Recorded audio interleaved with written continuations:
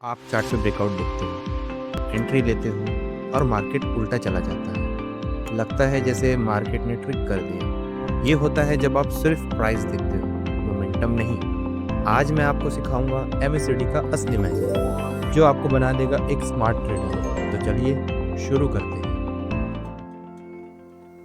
Moving average convergence divergence यानी MSCD एक technical indicator है जो ट्रेडर्स और इन्वेस्टर्स को हेल्प करता है प्राइस ट्रेंड्स आइडेंटिफाई करने में, ट्रेंड की मोमेंटम मेजर करने में और सही एंट्री पॉइंट्स फाइंड करने में। ये एक ट्रेंड फॉलोइंग मोमेंटम इंडिकेटर है जो प्राइस के दो एक्सपोनेंशियल मूविंग एवरेजेस के बीच का रिलेशनशिप दिखाता है। एमएससीडी को 1970s में गेराल्ड एपेल ने डेवलप किया था और आज ये दुनिया के सबसे पॉपुलर टेक्निकल टूल में से एक है जो आपको ऑलमोस्ट हर ट्रेडिंग प्लेटफॉर्म पर ईजिली मिल जाएगा। अब बात करते हैं एमएससीडी के सिग्नल्स की। एमएससीडी लाइन को कैलकुलेट किया जाता है by subtracting 26 period EMA from the 12 period EMA. इस कैलकुलेशन से बनता है एमएससीडी लाइन। अब इस एमएससीडी लाइन का एक 9 डे ईएमए भी निकाला जाता है जिसे हम सिग्नल लाइन कहते हैं। ये सिग्नल लाइन एमएससीडी के ऊपर प्लॉट होता है और ये एक्ट करता है एक ट्रिगर पॉइंट के जैसे बाय या सेल सिग्नल देने के लिए। जब एमएससीडी लाइन सिग्नल लाइन के ऊपर क्रॉस करता है तो ये एक बुलिश सिग्नल होता है। ट्रेडर्स उस पॉइंट पे बाय करने का सोच सकते हैं। और जब एमएससीडी लाइन नीचे क्रॉस करता है सिग्नल लाइन के तो ये बेयरिश सिग्नल होता है, मतलब सेल या शॉर्ट करने का चांस हो सकता है। एमएससीडी को इंटरप्रेट करने के कई तरीके हैं, लेकिन सबसे कॉमन मेथड्स है क्रॉसओवर, डाइवर्जेंस और एमएससीडी का सडन राइज या फॉल जो मोमेंटम के स्ट्रॉन्ग शिफ्ट्स दिखाता है। अब समझते हैं एमएससीडी का यूज़ कैसे होता है। जब 12 पीरियड ईएमए 26 पीरियड ईएमए से ऊपर होता है तो एमएससीडी का वैल्यू पॉजिटिव होता है, लेकिन जब 12 पीरियड ईएमए 26 पीरियड ईएमए के नीचे चला जाता है तो एमएससीडी का वैल्यू नेगेटिव हो जाता है। सिंपल वर्ड्स में एमएससीडी का वैल्यू डिपेंड करता है ईएमए के बीच के डिस्टेंस पे। जितना ज़्यादा डिफरेंस होगा दोनों ईएमएस के बीच, उतना ही ज़्यादा एमएससीडी लाइन अपने बेस लाइन यानी ज़ीरो लाइन से दूर दिखाई देगा। ये डिस्टेंस ही मोमेंटम का स्ट्रेंथ बताता है।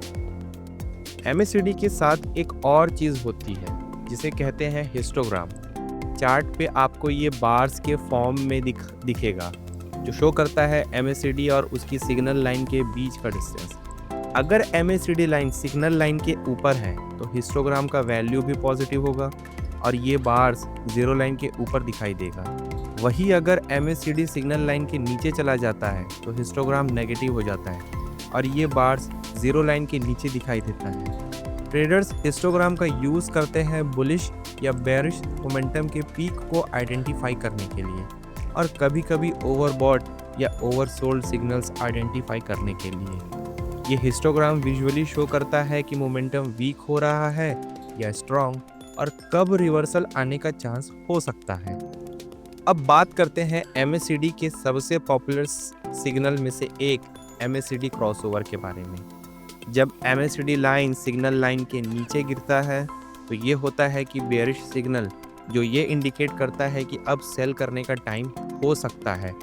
और जब एमएससीडी लाइन सिग्नल लाइन के ऊपर क्रॉस करता है तो ये होता है बुलिश सिग्नल, मतलब प्राइस में अपवर्ड मोमेंटम आने का चांस बन रहा है। लेकिन याद रखो, क्रॉसओवर तभी ज़्यादा रिलायबल होते हैं जब वो एग्जिस्टिंग ट्रेंड के डायरेक्शन में हो। जैसे अगर मार्केट का लॉन्गर टर्म अप ट्रेंड में है और उस बीच में थोड़ा सा डाउनसाइड करेक्शन आता है और उसके बाद एमएससीडी लाइन वापस सिग्नल लाइन के ऊपर क्रॉस करता है तो ये होता है बुलिश कन्फर्मेशन, जो सिग्नल देता है कि अप ट्रेंड लाइकली कंटिन्यू करेगा। अगर एमएससीडी लाइन एक छोटी सी अपवर्ड मूव के बाद सिग्नल लाइन के नीचे क्रॉस करता है और overall market longer term down trend में है तो ट्रेडर इसे बेयरिश कन्फर्मेशन मानते हैं। ये सिग्नल देता है कि डाउन ट्रेंड अब कंटिन्यू करने वाला है। अब बात करते हैं एक पावरफुल सिग्नल की जो ट्रेडर्स इग्नोर कर देते हैं और वो है एमएससीडी डाइवर्जेंस। जब एमएससीडी के हाईज या लोज प्राइस चार्ट के हाईज या लोज से अलग डायरेक्शन में मूव करते हैं तो इसे कहते हैं डाइवर्जेंस। अगर प्राइस चार्ट एक नया लो बनाता है लेकिन MACD नया लो नहीं बनाता, तो ये होता है बुलिश डाइवर्जेंस। ये सिग्नल देता है कि प्राइस का डाउन ट्रेंड स्लो हो रहा है और मोमेंटम शिफ्ट हो रहा है ऊपर की तरफ। ऐसे केस में अगर long term trend already positive है तो ये एक स्ट्रॉन्ग बुलिश सिग्नल बन सकता है। कुछ ट्रेडर्स बुलिश डाइवर्जेंस तब भी ढूंढते हैं जब long term trend actually negative होता है, क्योंकि कभी कभी ये सिग्नल देता है कि ट्रेंड में रिवर्सल आने वाला है। लेकिन याद रखो, ऐसा सेटअप कम रिलायबल होता है क्योंकि आप एक स्ट्रॉन्ग डाउन ट्रेंड के अगेंस्ट ट्रेड कर रहे होते हो। अगर MACD चार्ट पे दो ऐसे हाइज बनते हैं जो नीचे की तरफ गिर रहे होते हैं, लेकिन प्राइस चार्ट पर वही दो हाइज ऊपर जा रहे होते हैं, तो इसे कहते हैं बेयरिश डाइवर्जेंस। ये सिग्नल देता है कि प्राइस तो ऊपर जा रहा है लेकिन मोमेंटम वीक हो रहा है।